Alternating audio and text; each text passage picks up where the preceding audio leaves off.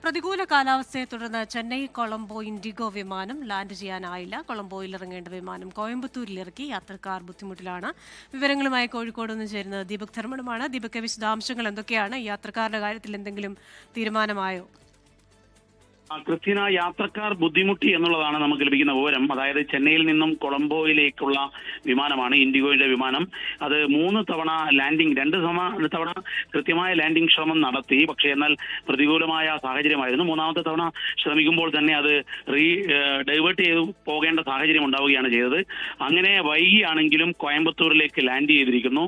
എന്നാൽ അതേ സമയത്ത് പല മീറ്റിങ്ങുകൾക്കും മറ്റും അതുപോലെ തന്നെ ഉല്ലാസയാത്രയ്ക്കുമായി കൊളംബോയിലേക്ക് യാത്ര തിരിച്ച മലയാളികൾ ഉൾപ്പെടെയുള്ളവർ ഈ യാത്രാ വിമാനത്തിലുണ്ട്, ഇൻഡിഗോ വിമാനത്തിലുണ്ട്.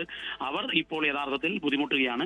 അതിൽ യാത്രക്കാർ നമ്മളോട് പങ്കുവെച്ചത് അക്ഷരാർത്ഥത്തിൽ ഈ പ്രതികൂല കാലാവസ്ഥ ഉണ്ട്, അവർ അതിന് ലാൻഡിംഗ് ശ്രമം നടത്തുന്നു, പരാജയപ്പെടുന്നു, അത് തിരിച്ച് ചെന്നൈയിലേക്ക് എത്താതെ കോയമ്പത്തൂരിൽ ഇറക്കി എന്നുള്ളതാണ് യാത്രക്കാരുടെ ഭാഗത്തു നിന്നുള്ള ഒരു പ്രതിഷേധമായി അറിയിച്ചിരിക്കുന്നത്. ക്രിസ്റ്റീന, ശരി.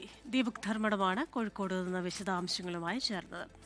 ലോകത്തെവിടെയായാലും ഏത് സമയത്തും 24 വാർത്തകളും ഓഗ്മെന്റഡ് റിയാലിറ്റി പാക്കേജുകളും എക്സ്പ്ലെയിനറുകളും വിശദമായി കാണാൻ ഞങ്ങളുടെ യൂട്യൂബ് ചാനൽ നിങ്ങൾക്ക് സബ്സ്ക്രൈബ് ചെയ്യാം.